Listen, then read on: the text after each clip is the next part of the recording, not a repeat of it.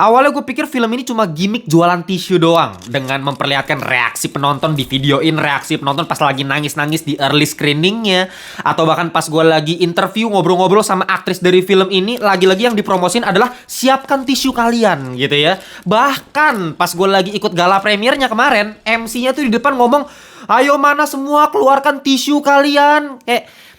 Dalam hati gue tuh film yang begini-begini nih ya, yang pasti pada akhirnya juga gak bakalan bisa bikin gue nangis gitu. Tapi pada akhirnya apakah film ini berhasil membuat air mata seorang pria bocor? Kita bahas sekarang.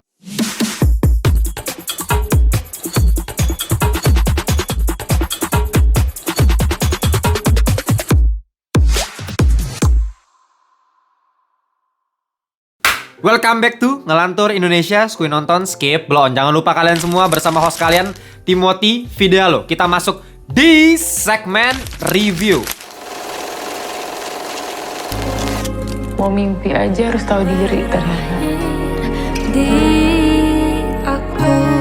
Ya, film ini diadaptasi dari novel bestseller karya Almira Bastari yang judulnya sama ya, Home Sweet Loan. Dan film ini disutradarai oleh Sabrina Rochelle Kalangi. Oke, gue akan memulai review kali ini dengan sebuah komparasi dengan sebuah film yang udah gue bahas di bulan kemarin, yaitu Kakak Bos. Nah, ini komparasi yang menurut gue sangat menarik dan cocok banget muncul film ini untuk membantah statement-statement kalian di komentar review gue mengenai film Kakak Bos kemarin. Karena memang review yang gue buat kemarin tuh lumayan rame, dan ketika gue liat kolom komentar tuh ya ada kepecah belah ya. Ada yang pro sama review gue, ada yang kontra sama review gue, sebenarnya biasa.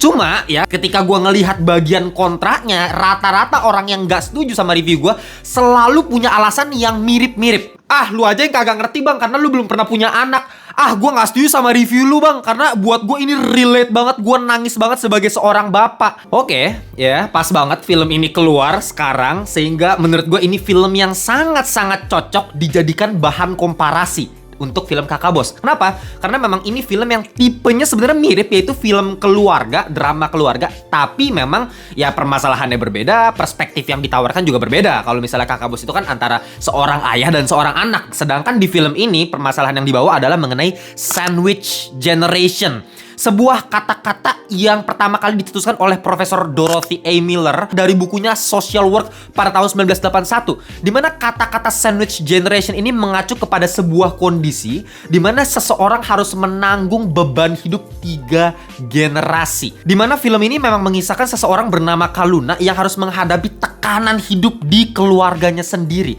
Karena dia itu yang paling bungsu di rumahnya, dan dia harus tinggal bersama keluarga besarnya dalam satu rumah.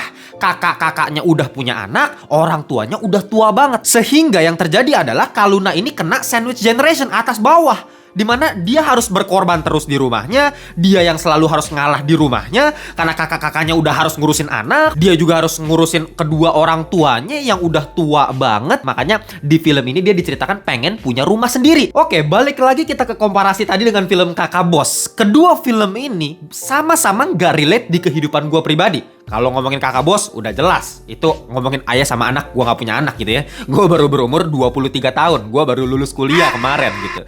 Nah, sedangkan kalau misalnya kita ngomongin kehidupannya Kaluna pun, gue juga sama sekali gak relate. Karena gue jatuhnya bukan di sandwich generation gitu. Meski bokap gue udah gak ada sejak gue kelas 7 SMP, tapi bersyukurnya ya emak gue bisa kasih gue kesempatan untuk hidup mandiri, ngelakuin passion yang gue cintai gitu ya. Jadi ya menurut gue sama sekali gak relate sama kehidupannya Kaluna. Tapi meskipun gue gak pernah merasakan jadi seseorang yang kena sandwich generation, tapi ketika gue nonton film ini, gue bisa merasakan semua perasaan yang berkecamuk yang terpendam di hatinya Kaluna. Dan itu adalah contoh film yang bagus.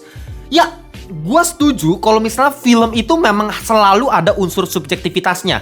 Contoh, misalnya ketika gue nonton film ini, mau dari semua permasalahan yang di awal film, di pertengahan film, bahkan ketika puncak klimaks permasalahannya, ketika semuanya berantem, dan mungkin banyak yang nangis ketika nonton film ini yang mungkin relate sama permasalahan tersebut, gue gak nangis. Gue berhasil dibuat ikut sedih, tapi gue gak keluar air mata gitu.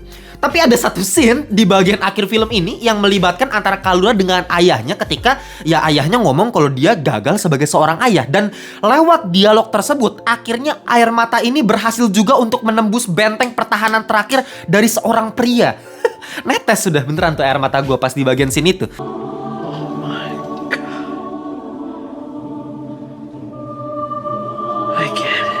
Kenapa? Kok bisa? Karena ada unsur subjektivitas di situ, ada relatability. Dimana orang yang paling gua sayang di dunia ini adalah bokap gua, dan itu udah meninggal gitu. Dan ketika scene ngomongin seorang ayah dan anak, itu udah pasti bisa bikin gua relate mampus. Makanya film-film kayak Miracle in Cell Number 7 gitu yang melibatkan ayah dan anak seperti itu udah pasti gua nggak kuat, udah gua angkat tangan deh. Kalau yang kayak begitu-begituan biasa gua nangis itu. Jadi dalam sebuah film tuh pasti ada yang namanya unsur subjektivitas. Tapi sebagai reviewer, tugas gua kan nge-review film kan. Yang harus gua tekankan adalah unsur objektifnya. Nggak boleh gue cuman ngomongin dari sisi subjektif dan gue langsung bilang bagus gitu. Mungkin karena bokap gue meninggal, langsung gue bilang, oh ini sedih banget nih, nangis banget karena ngomongin ayah sama anak. Nggak bisa gitu. Yang namanya reviewer artinya gue harus membahas dari semua kalangan. Dan yang namanya sebuah film, kalau misalnya udah tayang di bioskop, artinya itu ditujukan untuk semua orang. Orang awam, general. Dan film yang bagus adalah sebuah film yang dapat membuat semua kalangan ikut terhanyut ke dalam penceritaannya. No matter what gitu. Nggak peduli sama unsur subjektivitasnya atau relatability-nya doang. Tapi semua orang emang bisa ikut ke dalam ceritanya. Contoh misalnya kayak Hachiko gitu. Gue jamin deh, lu semua yang nonton film Hachiko, meskipun lu nggak pernah punya anjing seumur hidup lu pasti nangis nontonnya. Kenapa? Karena itulah sebuah film yang bagus. Tanpa lu punya anjing, tanpa lu punya kisah yang relate sama cerita Hachiko dan majikannya, lu juga bisa nangis gitu. Ya itulah film yang berhasil menjadi film bagus. Nah sama kayak film ini, dimana gua bukan orang yang pernah merasakan situasi sandwich generation. Gua nggak pernah mengalami kerasnya hidup seperti itu, beban yang harus ditanggung gitu ya, sedihnya, stresnya tuh nggak berasa. Sedangkan mungkin buat orang yang relate, wah itu bisa lebih gila lagi nih film gitu. Tapi buat gua orang awam yang nggak pernah merasakan situasi seperti ini pun bisa dibawa masuk merasakan segala permasalahan yang dialami sama si Kaluna ini. Gue bisa masuk ke perspektif karakternya. Itulah film yang bagus. Beda sama Kakak Bos. Ya lagi-lagi ya, lu bisa nonton review dari gue mengenai Kakak Bos. Gue nggak bilang itu film jelek, bukan film sampah lah, jauh dari kata sampah lah. Tapi bukan film yang bagus juga gitu, kayak B aja, filmnya standar. Ya mungkin buat orang yang punya anak ya mungkin bisa lah ngerasain relate. Tapi buat orang awam yang kayak gua nggak pernah punya anak, gua nggak bisa masuk ke perspektif karakter dari seorang ayah dan anak di film tersebut gitu. Lewat apa? Crafting story-nya, pendalaman karakternya, dari penulisan cerita, actingnya, cinematography shot, musiknya. Nah itu semua adalah elemen-elemen objektif yang perlu dibahas sebagai reviewer. Tugas gue seperti itu. Kita bedah dari segi penulisan ceritanya, musiknya, actingnya, supaya apa? Relate sama semua orang gitu. Kalau misalnya gue cuma ngomong dari segi subjektif, gak semua orang bisa nerima pendapat gue karena itu subjektif. Dan setiap film lagi-lagi punya hal subjektif. Tapi gue gak bakal ngomongin masalah itunya. Nah sekarang kita coba bedah satu-satu nih. Kenapa film ini berhasil bikin semua penonton awam tuh relate sama karakternya Kaluna di film ini. Oke, menurut gue pribadi, kalau misalnya kita harus compare sama film drama terbaik tahun ini, buat gue lokal ya, itu Dua Garis Biru, yang menurut gue Mbak Gina Esnur itu paling jago kalau ngomongin estetika, visual, sinematografi, dia jagonya lah sumpah. Tapi berbeda dengan Kak Sabrina Rochelle, yang kalau kalian ingat di tahun 2022 tuh dia pernah bikin film Noktah Merah Perkawinan, tuh sempat viral di TikTok juga, gue inget tuh ya, klipnya tersebar di mana-mana dan semua orang jadi pengen nonton filmnya. Ya itu film yang bagus juga, dan dari film itu sama film ini kita bisa mendapatkan kesimpulan kalau emang Kak Sabrina ini bukan jago masalah sinematografi atau masalah visual shot dan lain-lain. Biasa aja menurut gue, simple gitu, sederhana aja. Tapi dia jago mainin emosi penonton. Dia jago banget untuk mengolah fase penceritaannya sehingga bisa bikin penonton kapan harus komedi, dibikin ketawa, tapi tiba-tiba nanti dibikin sedih, ntar tiba-tiba dibikin kesel. Dia tuh jago banget tuh. Contohnya ada satu scene di film ini yang menurut gue jenius banget, sederhana tapi kreatif. Yaitu ketika memang Kaluna ini diperlihatkan kan kegusur terus ya di rumahnya sendiri bahkan. Dimana dari yang awal dia tinggal di kamar yang ya biasa banget kamarnya, lama-lama dia harus tinggal bahkan di kamar pembantu yang kondisinya tuh sangat-sangat mengenaskan. Padahal dia anak dari orang tua di rumah tersebut gitu, tapi dia harus tinggal di kamar pembantu. Tapi ada satu scene di mana plafon atap dari kamar pembantu pun jebol gara-gara ada kucing yang lagi berantem di atas. Nah, akhirnya dia harus kegusur lagi sampai harus tidur di ruang tamu. Nah, scene ketika atap plafon dari kamar pembantu itu jebol, itu gue inget banget satu bioskop tuh ngakak. Bener-bener ketawa semua gitu. Bahkan gue juga cukup kocak sih ya ngeliat scene itu gitu. Tapi beberapa detik kemudian ada satu shot yang luar biasa kreatif, yaitu ketika shot itu di close up ke mukanya Kaluna. Terus ada back sound dari para bocil-bocil yang tinggal di rumahnya dia, yaitu anak-anaknya dari kakaknya si Kaluna ini, yang malah menganggap kalau kejadian atap dari kamar pembantu jebol dan ada kucing yang turun ke bawah tuh kejadian yang kocak gitu, kejadian yang seru diomongin. Makanya kalian bisa ngeliat ketika close up ke muka Kaluna dan ada back sound, kok kucingnya bisa jatuh mah, kok kucingnya bisa jatuh mah, itu berkali-kali diulang loh itu kata-kata dari si bocil. Jadi dua bocil ini ngomongin kucing itu jatuh dan mereka seneng gitu kalau kucingnya jatuh, ini kenapa, kok kucingnya bisa jatuh. Jadi kayak kejadiannya tuh mereka pikir seru karena mereka masih bocil dan itu sangat-sangat bisa dipahami kan. Mereka mana ngerti perasaan dari Kaluna gitu, itu kan ngomongin orang dewasa gitu. Nah, kejadian yang begitu realis ini dengan ditambahin back sound anak kecil yang membuat kita bisa masuk ke perspektif Kaluna. Kita bisa ngerasain seberapa emosi dari seseorang yang udah mengalami musibah tapi orang lain tuh ngomongin musibah itu terus sebagai bahan bercandaan. Wah, pasti kesel gitu. Kalau kita di posisi Kaluna, ngedengerin ada bocil-bocil yang ngeselin gangguin lu terus di hidup lu gitu. Terus tiba-tiba ketika lu harus kegusur dan gara-gara masalah atap tiba-tiba jebol, terus diomongin, kok kucingnya bisa jatuh? Nih kok kucing gitu.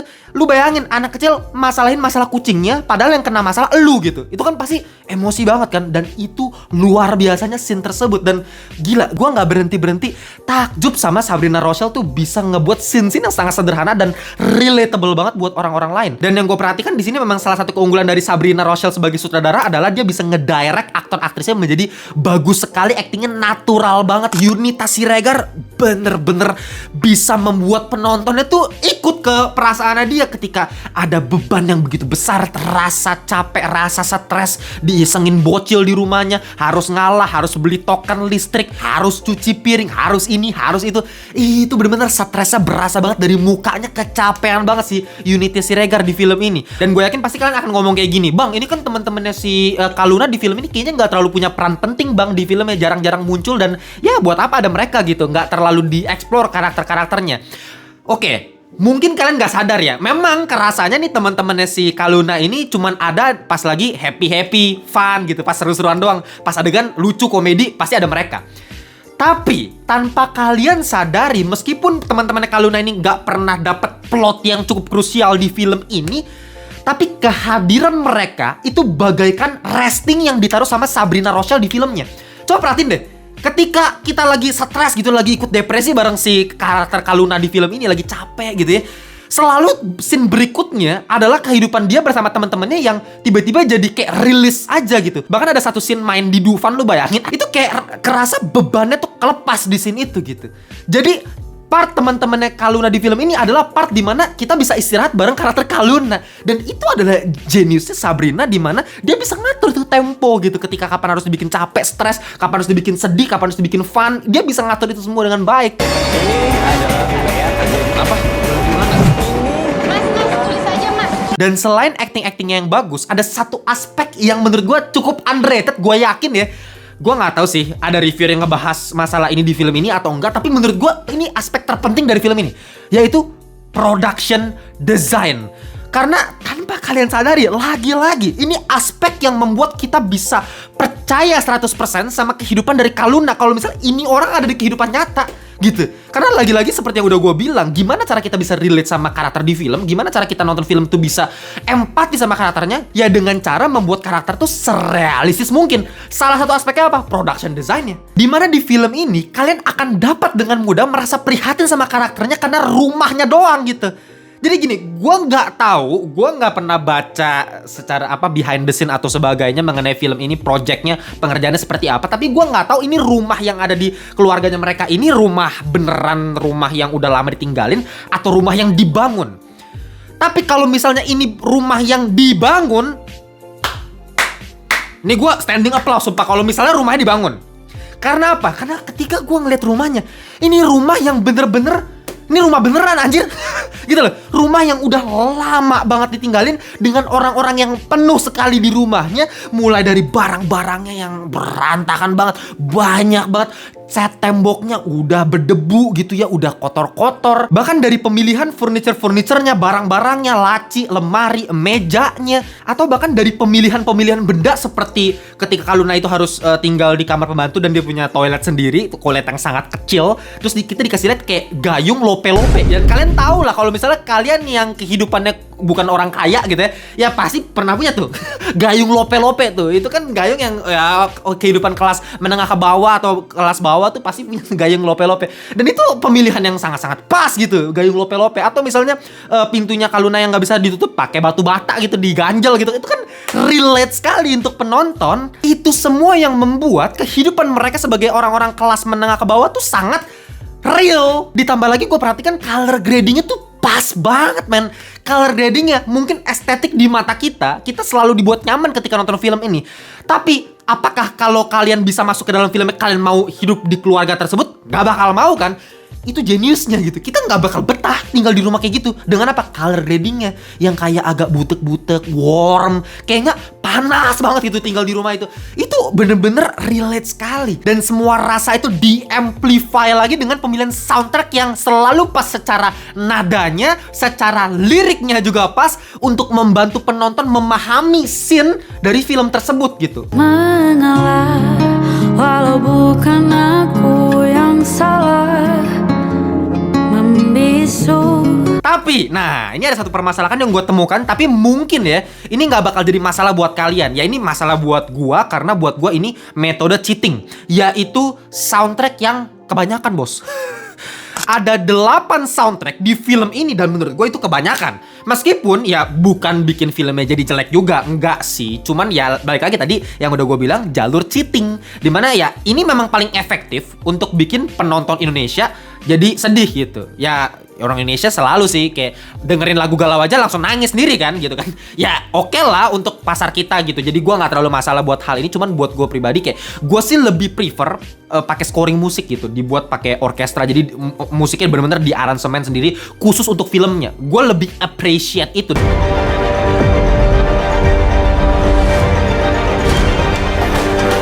Dan masalah terakhir yang gue temukan paling di masalah iklan aja ya, product placement. Lagi-lagi kan sering tuh film-film Indonesia yang pakai product placement terus kayak kasar banget, terus jadi ngeganggu experience kita pas nonton kan. Di film ini bukan big problem buat gue, bukan masalah yang fatal banget, enggak sih. Karena memang iklan yang dimasukin meskipun terkesan kayak hard selling, jelas-jelas brandnya ada gitu, dan itu jelas banget pemakaiannya, dan itu berkali-kali dimunculin, tapi sesuai dengan cerita. Itu yang paling penting kan, ketika product placement dimasukin dan mengganggu cerita filmnya, itu jadi masalah banget. Tapi karena memang product placement ini mendukung ceritanya, jadi ya mau gimana lagi gitu. Ya emang sesuai sama ceritanya kok, dimana si karakter Kak Luna ini kan hemat mampus gitu. Dia harus ngitung pakai aplikasi keuangan, dan ya udah dikasih lihat aja tuh aplikasi keuangannya seperti apa gitu. Bahkan ketika Kak Luna ini lagi nyari-nyari rumah gitu ya buat dia beli, dan pakai aplikasi tertentu buat nyari rumahnya, ya nggak masalah kan, emang dia lagi mau nyari rumah kan gitu ya. Cuman memang ada kesan gimana dikit lah. Sampai nge-google semua aplikasi, website pencarian rumah. Ada satu metafora juga yang gue temukan di film ini yang membuat film ini jadi punya semiotika yang baik, dimana ada satu scene Kak Luna ini menemukan cangkang keong. Dan abis itu di bagian akhir ketika semuanya sudah membaik, kita diperlihatkan ada kelomang yang udah memakai cangkangnya sedang berjalan gitu. Dan itu ya gue nggak perlu jelasin lagi maknanya, kalian udah tahu lah, sesuai dengan judulnya Home Sweet Loan. Jadi ya itu makna yang begitu indah, simple, cuman beberapa detik, tapi itu menurut gue berkesan sekali. Sama kayak gue nonton Dua Hati Biru, penggunaan elemen stroberi sama kerang jadi unsur metafora yang menambah filmnya menjadi lebih estetik dan lebih cantik lagi. Ini film yang bagus banget. Gue bakal kasih final score 8/10 alias cakep. Ya, akhirnya kita mendapatkan film lokal keempat yang dapetin rating di atas 8 dari Ngelantur. Ini film yang bukan hanya ditujukan untuk sandwich generation lagi-lagi, tapi buat semua orang. Gue yakin bisa relate sama karakter Kak Luna. Itu adalah definisi film yang bagus. Gitu aja untuk video kali ini. Kita jumpa di video berikutnya. Bye-bye semuanya.